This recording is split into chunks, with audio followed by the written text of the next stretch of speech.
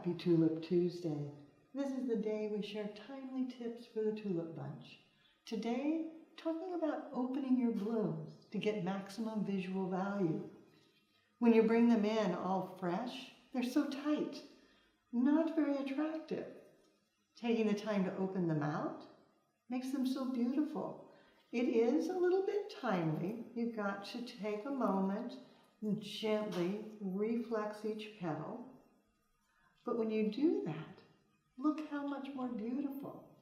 Same thing on a carnation, just taking the moment and massaging, opening it out, giving it a little bit of fluff so that then it will look beautiful on your arrangement. Roses, you can see this one has been opened. It started like this. It's just a matter of reflexing those petals, opening it out, and you can continue to do so even a little more, reflexing them backwards to get even more fullness. Now you know how the pros do it.